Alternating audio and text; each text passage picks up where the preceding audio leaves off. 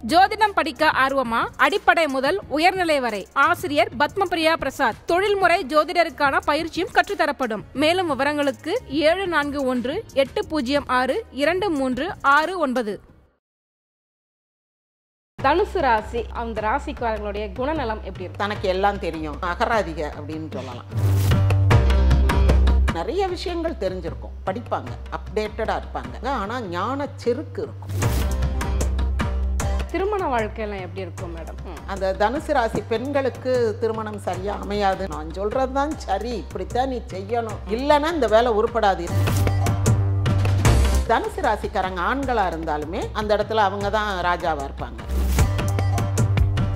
இவங்களுக்கான வேலை எந்த மாதிரி தொழிலில் இருப்பாங்க? பெரும்பாலும் அவங்களுடைய வேலை வந்து டீச்சர், கண்ணால் பார்த்தா கையால் செய்யக்கூடிய ஆட்கள்.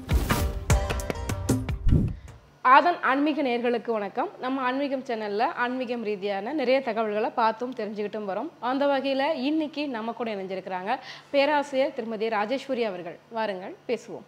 வணக்கம் மேடம். வணக்கம். தனுசு ராசி, இந்த ராசியை பற்றி சொல்லுங்க. அந்த ராசிக்காரங்களுடைய குணநலம் எப்படி இருக்கும்? தனுசு ராசி ஒரு முக்கியமான ராசி. நிறைய அதை பற்றி பேசலாம். எப்படின்னா, இப்போ நம்ம வந்து சுக்கிரன் ராசி பார்த்தோம், ரிஷபம், துலாம்.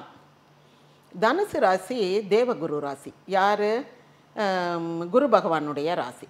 இப்போ இந்த குரு பகவானுடைய ராசியில் பிறந்தவங்க பொதுவாக ஒரு குருத்துவம் பிடிச்சவங்களா இருப்பாங்க. குருத்துவம்னா என்னன்னா, குரு ஸ்தானத்தில் இருந்து தனக்கு எல்லாம் தெரியும் அப்படின்ற ஒரு இது இருக்கும்.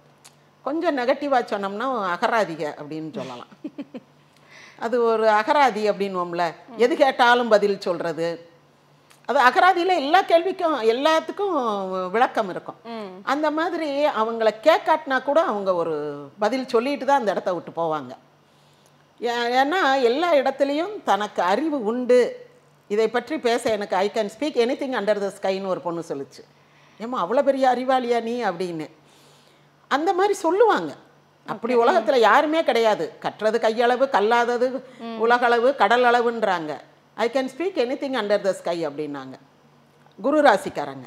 அதாவது அவங்களுக்கு நிறைய விஷயங்கள் தெரிஞ்சிருக்கும், படிப்பாங்க, அப்டேட்டடாக இருப்பாங்க, நிறைய படிப்பாங்க. ஆனால் ஞான செருக்கு இருக்கும். ஓகே, நமக்கு எல்லாம் தெரியும், இந்த வேலையை நம்மகிட்ட கொடுத்தா நம்ம சூப்பராக முடிச்சிருக்கலாம், இது ஒரு குப்பையிட்ட கொடுத்து பாரு வேலை குப்பையாக போச்சு அப்படின்னு நினைப்பாங்க. சொல்லுவாங்க, வாயை திறந்தே சொல்லுவாங்க, இதெல்லாம் ஒரு வேலையா, இந்த வேலையை செய்கிறதுக்கு தான் நீ 2 மணி நேரம் எடுத்தியா அப்படின்ட்டுருவாங்க. அந்த மாதிரி ஒரு அகராதியாக பேசக்கூடியவங்க, விஷய ஞானம் உள்ளவங்க, ரெண்டும் உண்டு அவங்க கிட்ட. ஓகே, இவங்களுடைய திருமண வாழ்க்கையெல்லாம் எப்படி இருக்கும் மேடம்? இவங்களுடைய திருமண வாழ்க்கை வந்து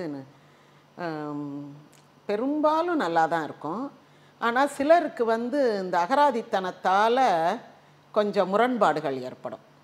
அந்த தனுசு ராசி பெண்களுக்கு திருமணம் சரியாக அமையாதுன்னு ஒரு பொதுவான கருத்து இருக்கிறதுக்கு காரணம், இந்த மூலம் பூராடம், இந்த மூல நட்சத்திரம் அதில் வர்றனால அவங்களுக்கு அஸ்வினி மகம் மூலம் வந்து சூரிய திசையில் பிறப்பாங்க.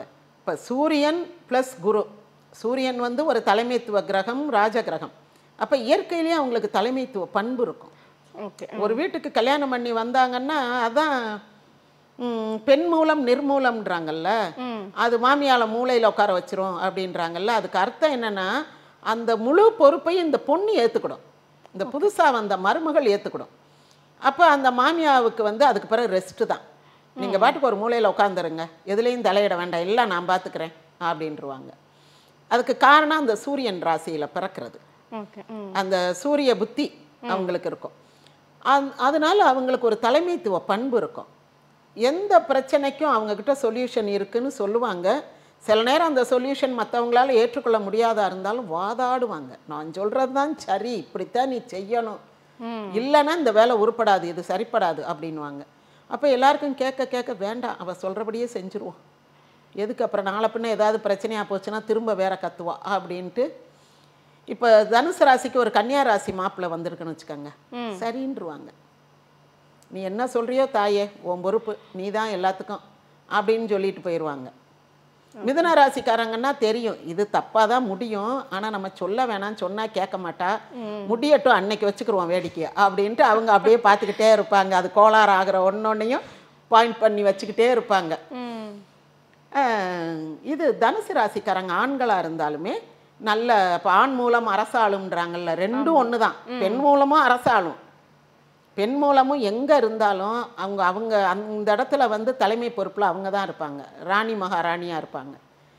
ஆண்கள் இருந்தாலும் அந்த இடத்துல அவங்க தான் ராஜாவாக இருப்பாங்க. ஒரு சின்ன கம்பெனியாக இருந்தால் கூட அவங்க ஒரு ஒன் ஆஃப் தி ஒர்க்கராக தான் இருப்பாங்க. ஆனால் அவங்க சொல்கிறது தான் எல்லாரும் கேட்கணுன்ற ஒரு நிலைமைக்கு கொண்டு வந்துடுவாங்க. ஓகே. ஒரு மாதிரி யாராவது தப்பு பண்ணோம் அதையே திரும்ப திரும்ப பேசி நீ வந்து இனி வாயே திறக்கக்கூடாது பார்த்துக்க அப்படின்ற லெவலுக்கு கொண்டு வந்துடுவாங்க. அதனால ஆண் மூலம் அரசாலும் பெண் மூலமும் அரசாலும் அவங்க ரெண்டு பேருக்கு எந்த மூல நட்சத்திரமாக இருந்தாலும் அல்லது தனுசு ராசியை சேர்ந்தவங்க மற்ற நட்சத்திரங்களுக்குமே ஒரு ஆளுமைத்தன்மை இருக்கும், அதிகாரம் பண்ணுவாங்க. ரொம்ப மொட்டை அதிகாரம்னு சொல்லுவோம்ல, தேவையே இல்லாத நேரத்தில் கூட அதிகாரம் பண்ணுவாங்க. அப்புறம் அனாவசியமாக அந்த நையாண்டியா பேசுறது, எனக்கு தான் எல்லாம் தெரியும் உனக்கு என்ன தெரியும் அப்படின்றது, பட்டப்பேர் வச்சு கூப்பிடுறது, ஓகே, அந்த மாதிரியெல்லாம் கொஞ்சம் சில்மிஷங்கள், அந்த சில சேட்டையெல்லாம் பண்ணுவாங்க, பட்டப்பேர் வச்சு கூப்பிடுறது.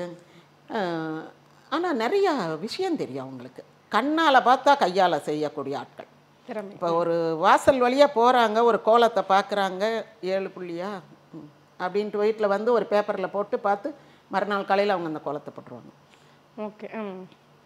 ஒரு கம்ப்யூட்டரில் ஏதோ ஒன்று ப்ரௌஸ் பண்ணுறீங்க, இப்படி தான் கண்டுபிடிக்கணுன்றீங்க, என்ன செய்கிறேன்னு செய்கிறவ சொல்லவே மாட்டா, இவட்ட சொல்லி கொடுத்தா இவன் நாளைக்கு நம்மளை குறை சொல்லுவா அப்படின்னு இப்படியே பார்ப்பாங்க. சரி இதுதானா, அடுத்து இவங்க உட்காந்து அதை எடுத்து பார்த்து ஏன் நீ செய்கிறது தப்பு, இந்த மாதிரி இப்படி செய்யணுன்றுவாங்க. அவன் நம்ம ஒன்றுமே சொல்லலையே, இந்த அம்மா எங்கேருந்து வந்துச்சுன்னு நினைக்கும். அந்த மாதிரி அவங்க எதையும் அப்படி கண்ணால் பார்த்தா உடனே கருத்தில் வச்சுக்கக்கூடிய கெட்டிக்காரங்களாக இருப்பாங்க. ஆண்களும் சரி பெண்களும் சரி படிச்சுக்கிடுவாங்க, எதையும் நிறைய படிப்பாங்க, விதவிதமான கோர்சஸ், நிறைய லாங்குவேஜ் படிப்பாங்க. குரு ராசின்றனால் நிறைய லாங்குவேஜஸ் படிப்பாங்க, நிறைய கோர்சஸ் வந்து விதவிதமாக. இப்போ ஒரு கராத்தே படிப்பாங்க, ஒரு தையல் படிப்பாங்க, ஒரு கம்ப்யூட்டர் படிப்பாங்க, ஒரு டென்னிஸ் போவாங்க. எல்லா துறையிலையும் jack of all trades master of நன்னுவாங்க. இவங்க மாஸ்டர் ஆஃப் ஆல் ட்ரேட்ஸாகவே இருப்பாங்க. ஓகே. நிறைய துறைகளில் இவங்களுக்கு வந்து நல்ல ஒரு பாண்டித்யம் அல்லது தேர்ச்சி திறமை இருக்கும். அதை வந்து வெளிக்காட்டவும் செய்வாங்க. கொஞ்சம் அகம்பாவம் பிடிச்ச மாதிரி பேசுவாங்க, அகராதித்தனம் இருக்கும், அடுத்தவங்க மேலே குற்றம் சுமத்துவாங்க. தான் மாட்டிக்கிடுவோம்னு தெரிஞ்சா ஆளாக நான் செய்யலைப்பா அப்படின்ட்டுருவாங்க. அவங்க தான் செய்ய சொல்லி எல்லாரும் செய்திருப்பாங்க, ஆளாக நான் சொல்லலையே, அது அவங்களா செய்தாங்க அப்படின்னு சொல்லி அப்படியே அடுத்த ஆள் மேலே பழிய தூக்கி போட்டுருவாங்க. ஏன்னா தனக்கு கெட்ட பேர் வரக்கூடாதுன்றதுல ரொம்ப கவனமாக இருப்பாங்க. அது கூடுமானவரை அவங்க வந்து 90% நல்லவங்களாக தான் இருப்பாங்க, 100% நல்ல பேர் வரணும்னு நினைப்பாங்க. அந்த 10% தவறுகளை அடுத்த ஆள் வேலை சுமத்திடுவாங்க. அந்த மாதிரி இவங்களுக்கான வேலை எந்த மாதிரி தொழிலில் இருப்பாங்க மேம்? குரு ராசின்றனால பெரும்பாலும் அவங்களுடைய வேலை வந்து டீச்சர் அல்லது அந்த பிரசங்கி மாதிரி பேராசிரியர், இந்த வாயை கொண்டு பிழைக்கிறது அல்லது மூளையை கொண்டு, வாயை கொண்டு பிழைக்கிறது கூட புதன் ராசிக்கு தான் சொல்லுவோம், வக்கீல் அந்த மாதிரிலாம். இவங்க வந்து ஒரு நிர்வாகி அப்படியெல்லாம் கூட இருப்பாங்க, ஒரு தலைமை பொறுப்புலேயும் இருப்பாங்க. ஆனால் அந்த குரு ராசின்றனால மென்டார் மாதிரி அவங்க சொல்லி அடுத்தவங்க செய்கிற மாதிரி, இவங்களுடைய மூளை அல்லது இவங்களுடைய ஆலோசனைப்படி அடுத்தவங்க நடக்கணும், அந்த மாதிரி ஒரு பெரிய குரூப்பை வச்சு இவங்களுடைய ஆலோசனைப்படி கொண்டு செலுத்தக்கூடிய. அப்புறம் இந்த கவுன்சிலர்ஸ், ஹெட்மாஸ்டர், பிரின்சிபால் இதெல்லாம் இவங்களாக தான் இருப்பாங்க.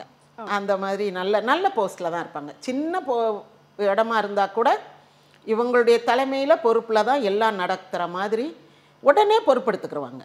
பொறுப்பெடுக்கிறதுல வல்லவர்கள். உடனே பொறுப்பெடுத்து நான் பார்த்துக்கிறேன், எல்லாம் நான் பார்த்துக்கிறேன் சார் அப்படின்னு சொல்லிட்டு அப்புறம் எல்லாரையும் விரட்டி வேலை வாங்கி இவங்களுடைய அறிவுரையின் பேரில், ஆலோசனையின் பேரில், இந்த ஆலோசகர் அந்த மாதிரி இடம் போஸ்ட், அட்வைசரி கமிட்டி மெம்பர்ஸ் அப்படிலாம் இருப்பாங்க.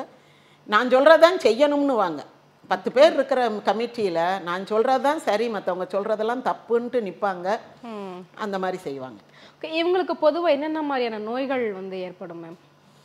அதுக்கும் கொஞ்சம் கீழே ஓகே, முட்டி அந்த மாதிரி, தொடை பகுதி, தொடை பகுதியிலலாம் பெரும்பாலும் என்ன எலும்பு முறிவு அந்த மாதிரி தான் ஏற்படும்.